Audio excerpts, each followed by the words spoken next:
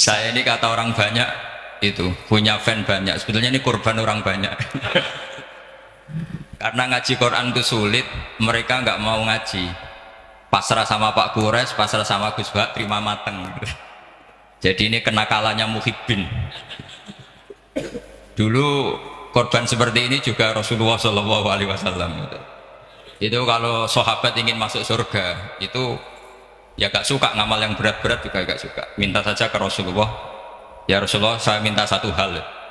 Apa? As'aluka murafaqataka fil jannah. Saya minta supaya jadi teman engkau di apa? Surga. Tapi yang jelas Nabi tidak jawab secara gratisan. Nabi ngendikan fa'inni ala nafsika fi kasratis sujud. Kamu membantu saya, kamu harus memperbanyak apa? Sujud.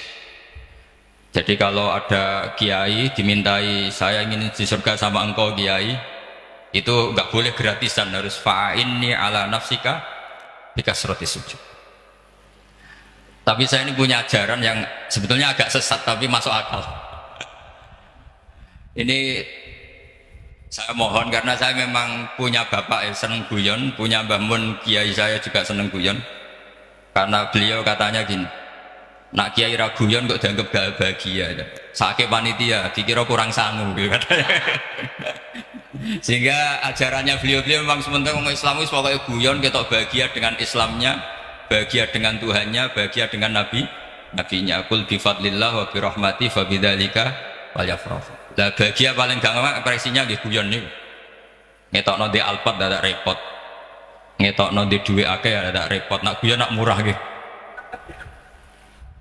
Itu beberapa sahabat itu saking cintanya Nabi, itu cara berpikir kayak teman saya itu sering nasihatin saya, Gus ojo soleh nemen-nemen kok nak ning swarga mari bareng Mbah Mun sungkan katanya. Jadi kalau terlalu soleh kan surganya sama guru-guru kita kan tidak enak itu. Kalian kalau di surga kan nggak kebayang mesti polanya kayak apa gitu. Lama punya istri tidak cantik, di sana apa? Cantik. Nah itu kalau jejer guru kan sungkan.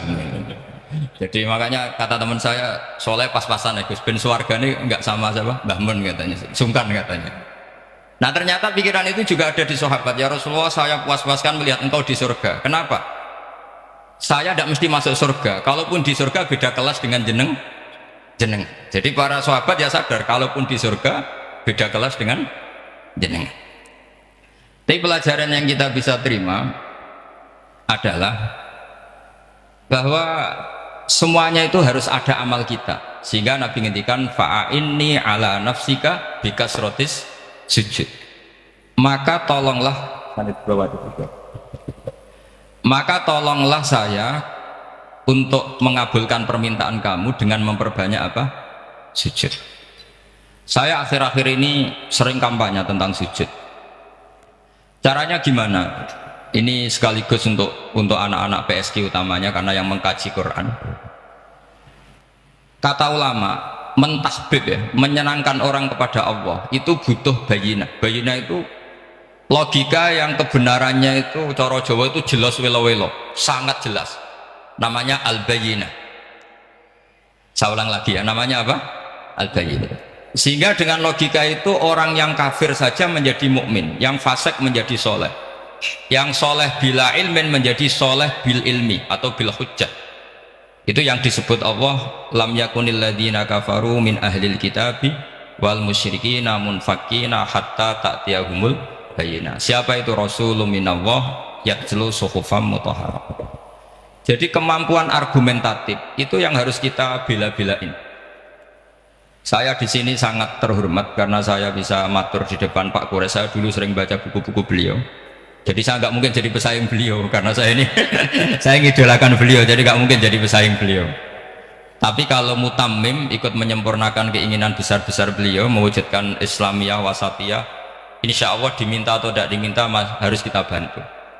Harus apa? Nah, bayinahnya apa? Bayinahnya begini.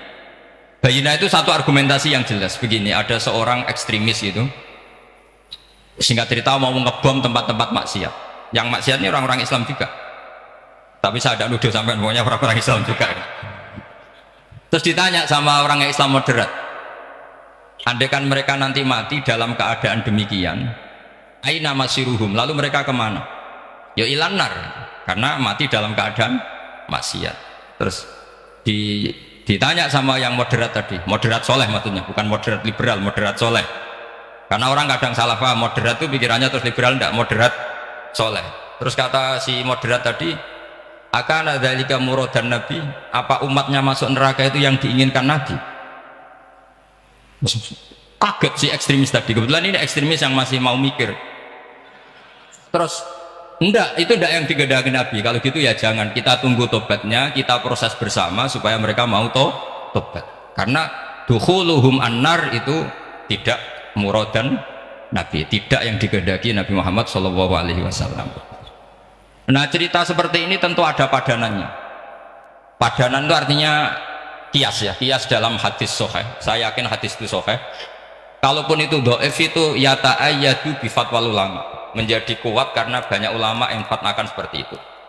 Saya pastikan itu diriwayatkan Qadhi Iyad dalam kitab Asy-Syifa, juga diriwayatkan Ihya, juga diriwayatkan di Hayatus Sahabah. Di situ ada sekian sanad sing yuqawi ba'duhu ba'd. Kenapa ini saya utarakan? Karena di kota itu sanggerono hadis itu takokno sahih ta ora. Kadang sing takok ya ndak paham itu. Wong maca kitab ra iso kok takok sahih ta ora. Yang ditanya juga aneh. Terus berusaha jawab. Padahal kadang ya ndak bisa juga jadi. Di hadis itu ada penjelasan begini. Ada seorang Arabi itu orang Bedui, orang yang kurang peradaban, minta sesuatu pada Rasulullah SAW. Karena Nabi itu tidak orang kaya, Nabi tidak jutawan, tidak hartawan, dikasih. Mungkin kalau uang sekarang mungkin 50.000 atau berapa. Orang itu gerutu segerutu-gerutunya. Nabi kok pelit gitu, kira-kira seperti itu. Akhirnya sahabat ini merasa tidak nyaman, ingin, karena ini Arab ya, ingin mengadili ini. Saya membahasakan mengadili itu ya ada Arabnya, karena kadang ada riwayat misalnya fahamma ayyadribuhu, nanti juga repot, ayatuluhu juga repot. Makanya kalau ke Jawa itu kadang maknani bahasa Arab itu bingung, dan memang baik bingung daripada enggak bingung. Karena kalau yang enggak bingung itu keliru pede. Misalnya jika istri kamu agak rewel itu begini-begini gitu. Terus ada kalimat wadribuhun, maka pukullah. Itu kalau orang nggak bingung langsung diterjemah mukullah, nanti dilaporkan Komnas HAM gitu. Tapi kalau yang bingung itu akhirnya tatolok mencari-cari. Ternyata di semua tafsir disebut dorban ghairu mubarrihin, ya mukul tapi yang tidak menyakiti. Jadi kekeliruan itu pasti dimulai orang-orang yang nggak bingung. Jadi ilmunya agak cukup, akhirnya agak bingung. Bingung itu penting. Loh betul itu. Nggak ada orang alim kecuali dari bingung. Karena orang alim itu nggak bisa pede. Karena referensinya banyak, kemungkinannya banyak. Sehingga mesti pikiran pertama kalau ada lafadz ini maknawi apa lafzi. Ini mahmul apa enggak? Ini mansuh enggak? Ini muqayyad mutlak enggak?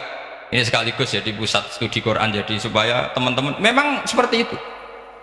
Kata wadribuhun, maka pukullah. Saya masih ingat betul ketika Pak Quraisyab nulis di Membumikan Al-Quran tentang alak. Itu kalau orang ahli embriologi gimana nih alak segumpal darah itu mesti tertawa-tawa, karena nggak ada dalam proses embriologi orang lewat proses segumpal apa. Tapi kalau alak itu madatul kalimah dari kata aliko ya'liko, alakon sesuatu yang menempel, jadi zigot yang berhasil menempel di dinding rahim itu yang jadi anak. Itu ya normal saja, memang itu terjadi. Ya barokahnya bingung tadi. Atau alak dimaknai segumpal darah tapi min haitsul jinsiyah. Artinya haitsul jinsiyah itu sejenis ini. Jadi bukan di proses embriologinya tapi di jenisnya, supaya orang tidak sombong diistilahkan min alak, tapi maknanya min jinsil alak, bukan alaknya tapi jenis alak. Itu kayak Abu Bakar itu kalau sedang bully manusia yang sombong-sombong itu, kamu kok sombong, kamu itu keluar min makhrajil boli marroten gitu. Supaya orang tidak sombong itu disilakan manusia itu yakhruju min makhrajil boli apa marroten. Kan kamu keluar dari makhrajul bauli berapa? 2 kali kan? Minar rojul lewat penis, terus nanti lahir juga lewat min makhrajul baul. Jadi untuk mengadili manusia supaya tidak sombong diistilahkan keluar min makhrajul baul marroten. Nah mungkin alak kalau maknanya segumpal darah itu maknanya jenisnya seperti ini. Kenapa kamu sombong? Jangan digugat tentang itu proses embriologi kalau itu tidak ngalami itu.